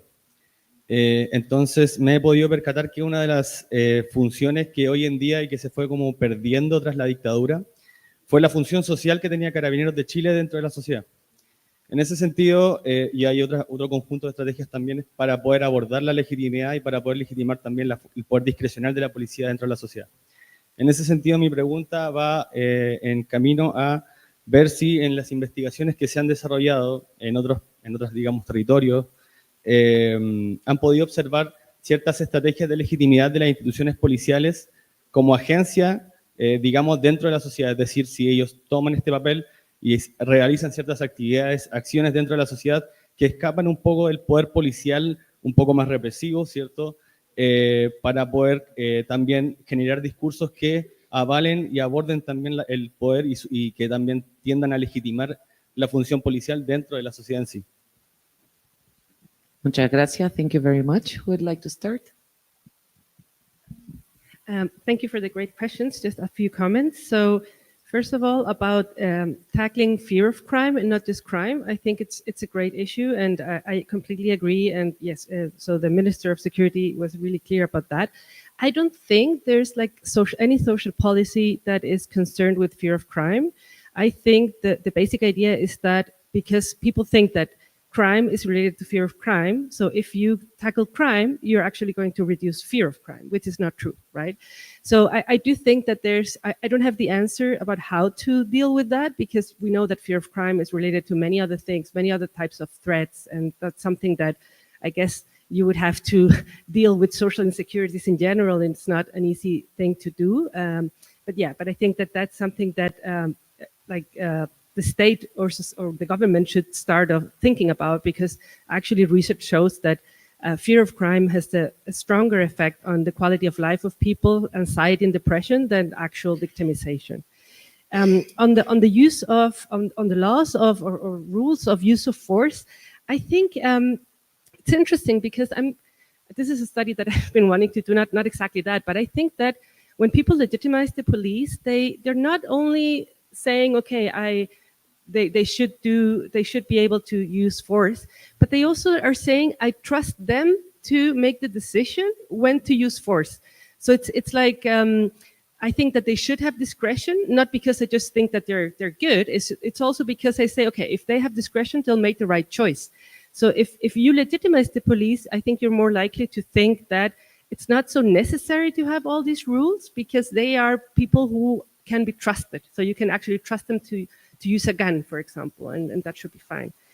Then I think maybe I'll leave the other question about the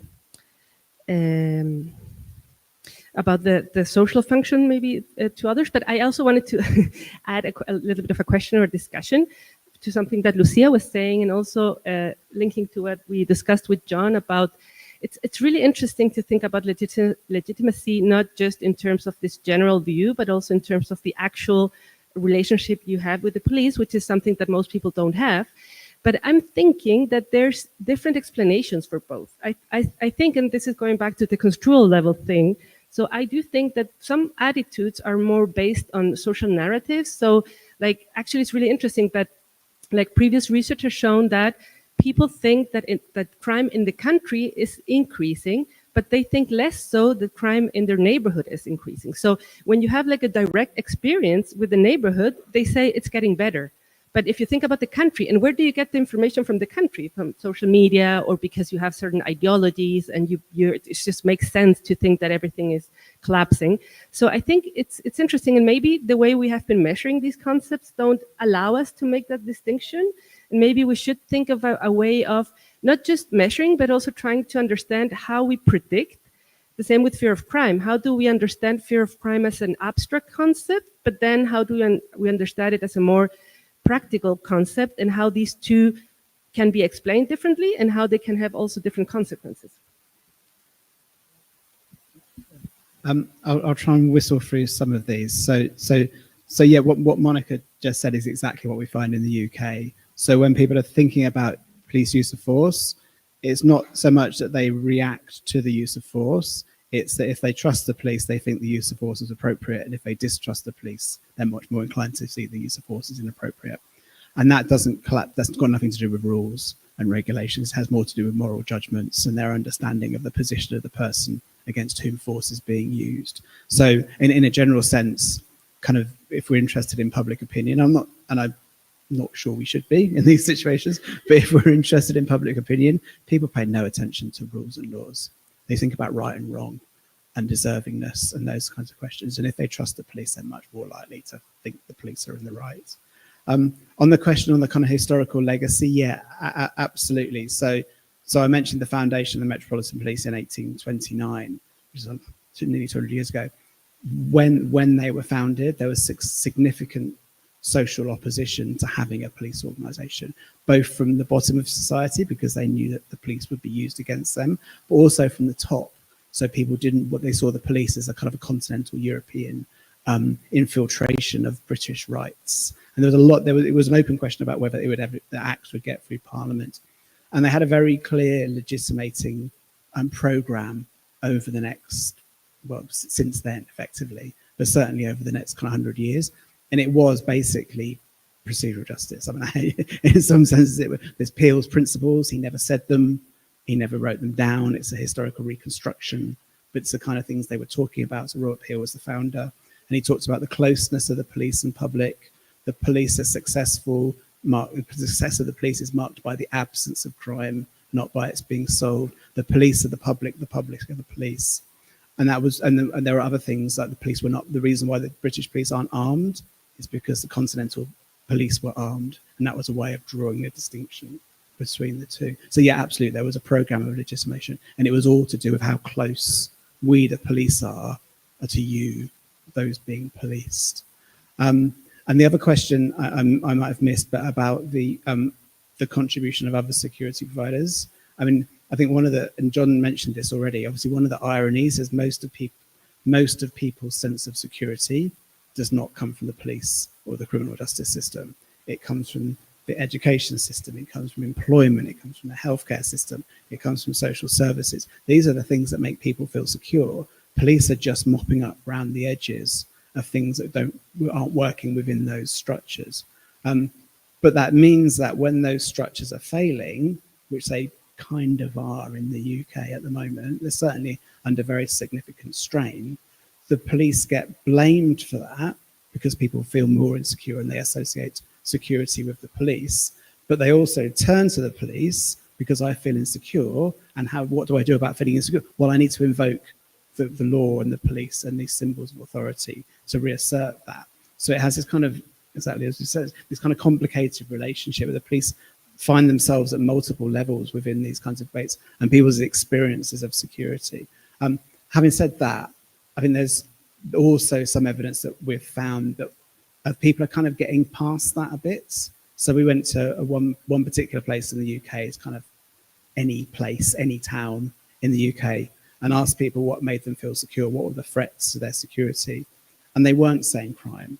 They were saying the environment, local and globally. They were saying the jobs market, they were saying the economy. So they kind of made this leap from security is much bigger than policing. And if I want solutions to this, they're not going to be policing solutions. So that kind of change is possible, I think.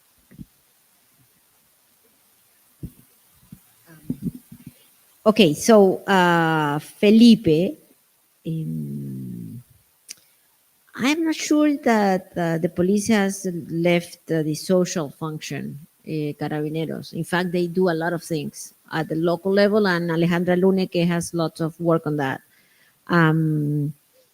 Probably they do a lot of very specific, huge processes. However, we did our research after COVID, trying to figure out what happened with Carabineros that actually come back with huge levels of trust after the estallido social, after the Paco Gate, after Huracán, after all those problems. They kind of jump all the way into the 80-90% of trust. And what we found is that the role of the Carabineros during COVID, that is partially control, partial, social protection, was really important for people.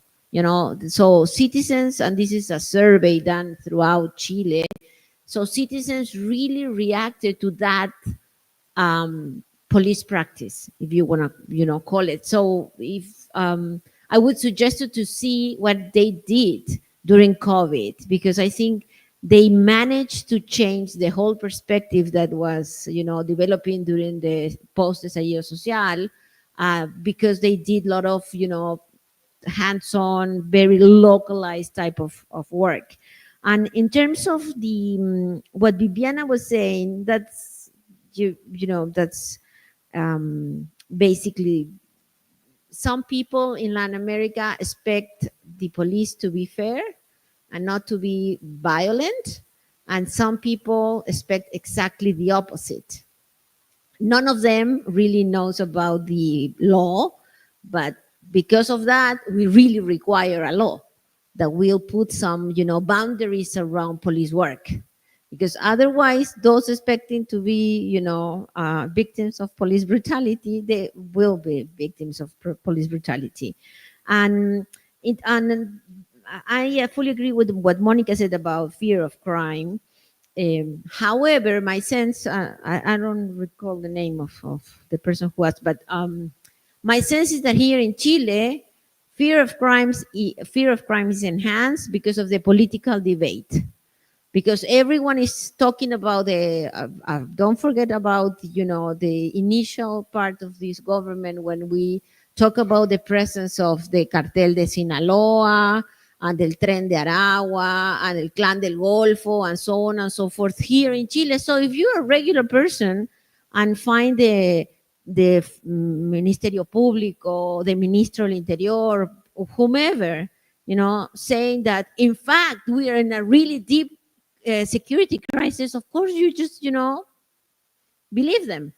So fear of crime, and we're doing a research on what the media shows on police reform in Chile and in Colombia. And it's very interesting that here, police reform is highly covered by the media, while in Colombia, who has very different situation and even worse in many areas, is not a topic of discussion. Most of the discussion is being fueled by politicians talking about the problems. So something, even though we did some research on this, I think this is an open area to be further researched.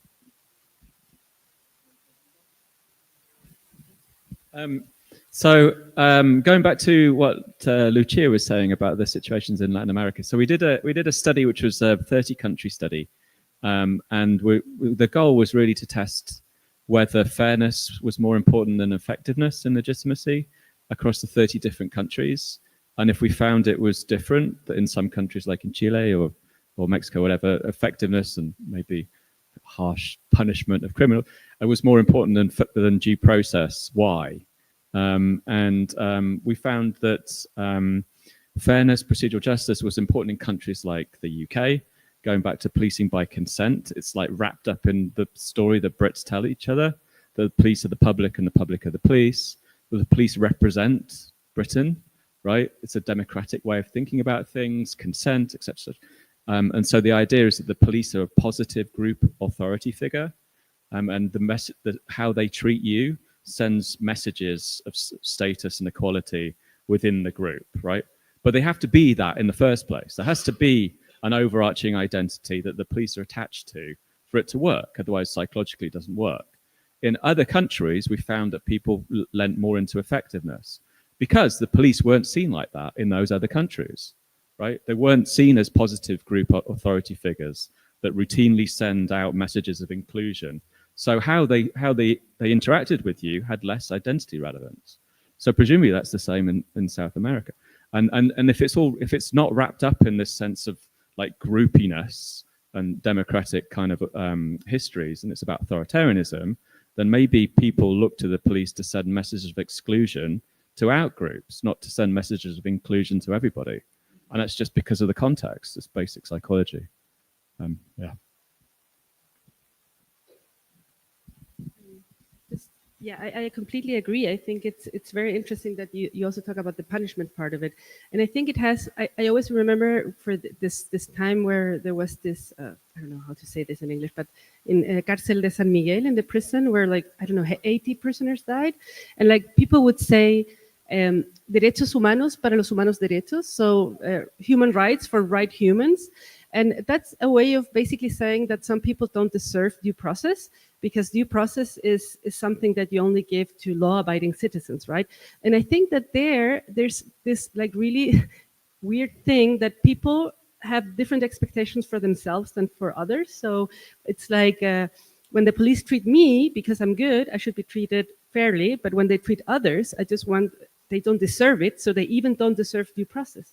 And I think so it's basically about like intergroup relations, and I think that's really relevant. So it might be that procedural justice would be more relevant to predict how people treat you, but not how people treat criminal offenders. And then I just wanted to mention very briefly, I thought it was really interesting how Ben was talking about how the crime issue is being less and less important in the UK. Here it's the opposite. It's actually like the one main issue that people care about.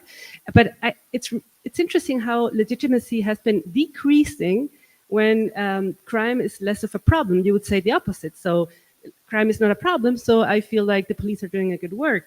And I think this tells us about a little bit about like how all of these attitudes are very diffuse. So none of this is really based on actual contact or actual realities. It's more like, I'm afraid, so I want more police. It's something like not even rational. It's just the idea that crime is bad and then police is good because the police are going to save me.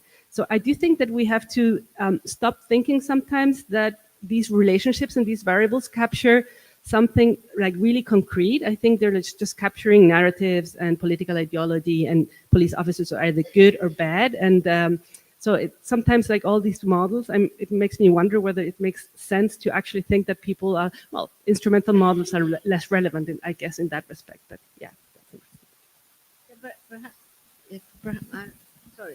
Perhaps it's also the fact that how do you define the other? Because when you define the other as a regular criminal that will perhaps burglar your house, it's easier. But here we are talking about people who will kill, kidnap you, that will extort you every day, criminal structures. So when we moved from Chile 15 years ago, and we were talking about people getting their cellulars, robbed, into this huge idea of criminal structures, organized crime, etc., then the whole idea of how harsh the police could be opens up, because you really need to have very harsh police responses to these huge, menaces. So perhaps that also is something that has to be, taken into account. Yeah, and I think criminals, they represent like all the badness in society. So if people now think about offenders, they're thinking about the really bad ones, and they just like all the insecurities you have, you just put them all in one person, like the police. You put all the face of the state in the police. You also put all the insecurities and all the badness in criminal offenders. I just wanted to add to someone who gets the wrong impression. It's not that everyone in the UK thinks it's nirvana and lovely at the moment. They really, really don't. But one of the things that's happened is the way that people used to talk about. So 30 years ago, levels of crime in the UK were much higher than they are in Chile now. It was a different mix of crime, but they were much higher from what I understand. Crime occupied exactly the same place in public discourse then as what you're talking about that. But that's been replaced by immigration in the UK. So people are obsessed by immigration in the same way that you're saying that people are obsessed with crime. And what's interesting about that is that's not construed as a police problem. People don't talk about immigration and policing in the same way they might in some other European countries, actually. They might see it as a police problem. In the UK, it's not seen as a police problem, it's seen as a border problem. And if you get the border right, then everything's going to be fine. And the police aren't really involved much in that kind of discourse. They're there somewhere. They've got to enforce immigration rules and stuff like that, but they're not central to that discourse. It's about protecting the boundary of the country much more. So they kind of, yeah, that whole debate is bypassing policing in interesting ways.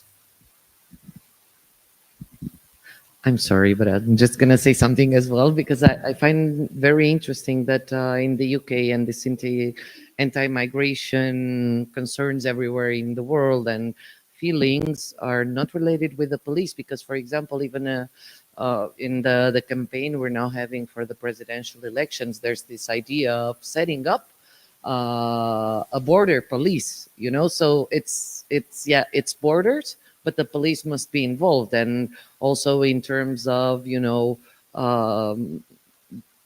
defining who are the people, the undocumented migrants within cities and so on, and taking care of them and actually getting them deported, that's actually the job of the police. So that's also very interesting to see that anti-migration feeling is also pushing like this idea that the police should do more, which is not the case in the UK.